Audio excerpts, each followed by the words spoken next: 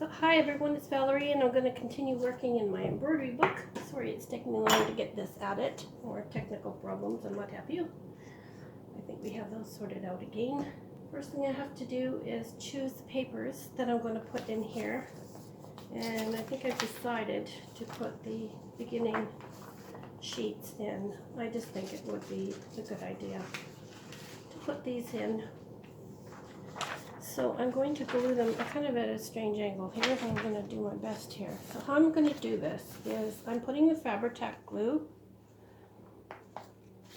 along here. I'm just doing this with my paper just because then I don't have to be using two glues.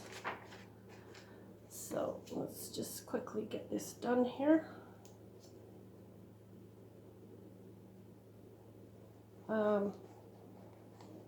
The other thing I've done is I've gone through and chosen the fabric that I'm going to use. And I have everything else ready too. So line that up how you want it to go in. I'm going to start with this corner and leave. Remember I said I was going to give you that little trick? So your papers don't get too congested in the center of your signatures. Leave about a 1/8 of an inch gap and glue them out just a bit like that. And that'll help your papers lay a little flatter when they're open. Just like that. So there's the first page. So, you know, the information on the how-to information. So I always have these as reference. If I get a little bit lost, okay, what needle am I using? That sort of thing.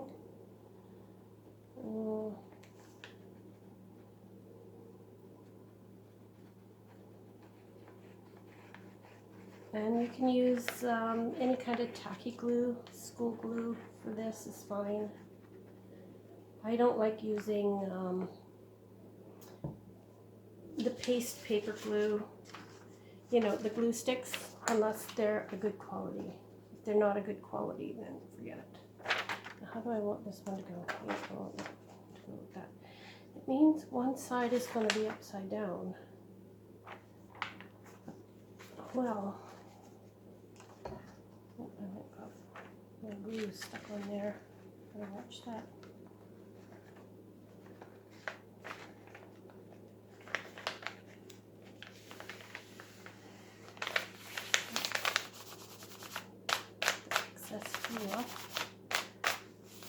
Nice thing about Eileen's or this Fabri-Tac glue is it comes off pretty easy. Usually. There we go. And you can always add more papers too, right? It's easy to stick in, glue in another V like this. Take another piece of paper that you have. You don't have to put holes in it. You don't have to sew it in. You just glue it in very carefully in the spine. So you can add more papers as you go.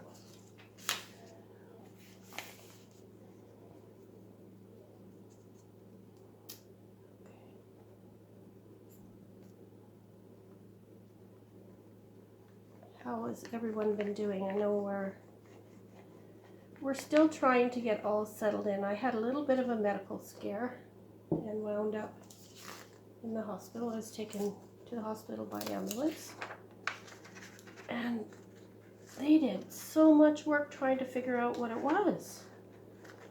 I was in I had excruciating chest pain. So of course, you know, lights and sirens, ALS and everything else. We had 5 emergency vehicles show up. By the time they got here, my pain had gone from a 10 to a 5. By the time I got to the hospital, it was about a 2. But it would come in waves. So when it would come and go, it would, you know, vary around 2 and 3, and eventually it just went away. But they did every test under the sun. You know, every cardiac test, every pulmonary exams, everything. They did x-rays. The only thing they didn't do was an ultrasound, but they did it just about everything else. and I was there a long time. Came home and decided they didn't know what it was. They really didn't know what it was. Had no idea. I'm supposed to do a follow-up here with a doctor. So we'll do that follow-up, and I don't think we'll come to an agreement on to what it was. But I got to thinking that when I had my gallbladder out, they said they left a couple of stones in somewhere that they had trouble getting to. Maybe in a tube that they left behind, I think is what they said. And he says, let's cross our fingers and hope that they don't give us any trouble in the future. And I'm wondering maybe if one of those stones decided to move. Yeah, that's what I'm thinking probably happened, is one of those stones decided to move. And then once it was out of the way and gone wherever it needed to go, then the pain was gone. So let's hope that's the last of that. So I'll talk over with this doctor. I never thought about it until after I left. But I've been really taking it easy because I didn't know if it was brought on by, what this was. If it was something, chest pains brought on by stress, just from the move, because I did just move. And you know what moving is like. So, I just didn't know. So I just decided to just take it easy. So I've just been sort of vegetating.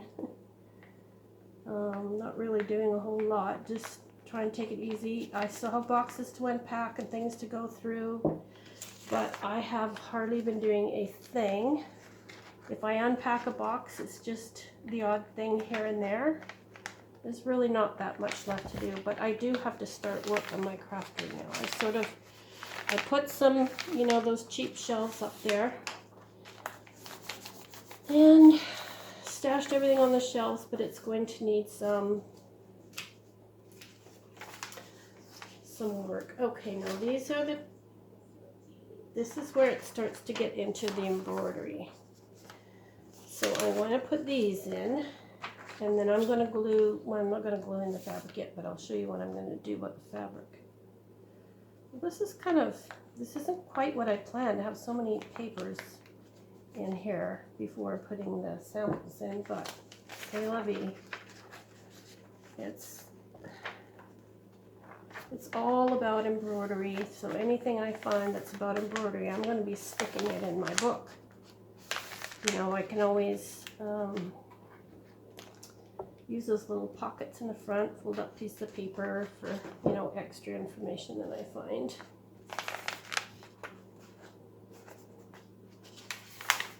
Okay, so there's the first stitches that I'll be doing. These will be the next ones.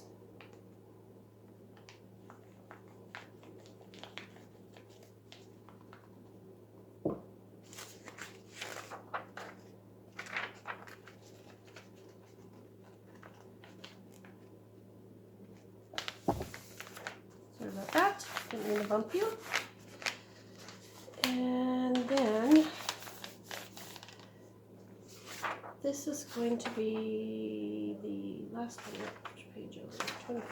25. So I need to do this.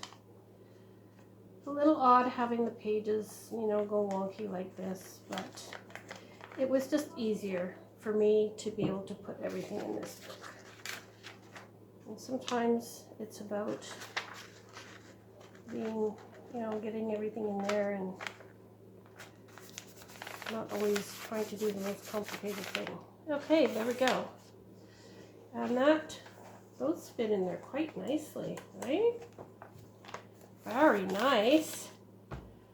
So for the fabric, I'll show you what I got. I went through my things and tried to find something that I could embroider on, and then I can put in my book. So I had this piece given to me. It has some nice embroidery already on the edge. I thought that would be perfect. So I'll use this maybe as a page. It's a little small. It could be bigger, but it's all right. So I'll do embroidery on it first. And the places that's close to the edge where I can't, obviously it's going to be difficult to do embroidery into the corners if you've got it stretched on a hoop, but maybe not, we'll see. I can cut out pieces of fabric. In fact, I think that's what I'm going to do. Just to make them more colorful, I'll make it more look like one of those, what are they calling them now? Not flow looks. It'll come to me. I also found this very vintage napkin. You can tell because it's such fine, fine fabric. Very vintagey, and it has this wee bit of embroidery in the corner. That's the right side. So I thought I could make that as a page. And I'll do some embroidery on this page, and then some I'll do out of some colorful pieces of fabric, and then I'll tack them in here somehow. So I have that one, and I also found this. It's a tablecloth, and it already has some embroidery on it. It's kind of a big piece. I almost thought, well, no, it's too big. But there's still a lot of room to do some stitches on here. And I think it looks cute. In fact, I would probably cut it so that the embroidery is on the outside edge. So put it more like this. And then I would fill up the gaps with some embroidery stitches, just to make the book look more interesting. And you've got some more samples of some embroidery that someone did. And the nice thing about this is you can flip it over, see how they did it on the back. And then I think for my pieces, and then I think for some of the other stitches that I'm going to do, I'm just going to be cutting colorful pieces of fabric and putting them on. I'll finish the edges somehow, and I'll put them on, and I'll just tack the top edge so that I can lift it up and see how I've done the embroidery on the back. I hope that makes sense. I found some nice burgundy, so I thought that would be good to play with. I can do some different stitches in here and then cut them out and put them on some of the pages. So I'll go around and through all my fabrics and try and find some nice fabric that would be good for embroidering on. So I can do something colorful. So I'll do pick a nice color to do the embroidery on here with, so it'll really look nice, something pretty. Cut it out, put it on there. So I might do like 3 or 4 different types of stitches, cut them out, finish off the edges, whether I zigzag it or do a blanket stitch or something along the edge. I could finish it off like they did this. This is all hand finished. I was taught how to do all this stuff, when I was younger. So I wasn't going to just sit there and embroidery for you, because there's so many good tutorials out there, but I will do at least one session, probably more, but I will do at least one so that I can show you some tips that I was taught when I was young. And I haven't seen some of these tips. When I see the girls doing their embroidery, I haven't seen a lot of the tips. So I'm just going to put that out there, that I will be showing you at least some of the tips that I picked up from my mom and my grandmas and my great-grandma. Yeah. So there is my embroidery book so far. And now I get to play with the embroidery stitches and have some fun. So that's going to be fun. The other thing I've been doing is just mucking around with some decorations to try and decorate the front of this book up a little bit. Because I think what happened is I didn't do the back as nice. I did all this nice lace on the front. So then I got filling in patches on the back. So by the time I filled in the patches, the back now looks prettier than the front. So now I have to take something and decorate up the front. So I've just been sitting here doodling with some pieces and trying to figure out how I'm going to do that. I haven't quite decided yet. No, I have lots and lots of things to use. I also made a whole bunch of flowers. I was hanging out with my friends and they were in the garage painting, so I took my flower making stuff down there and decided to make some flowers. So I have this huge bowl of flowers that I made. So I will be putting them on my Etsy store.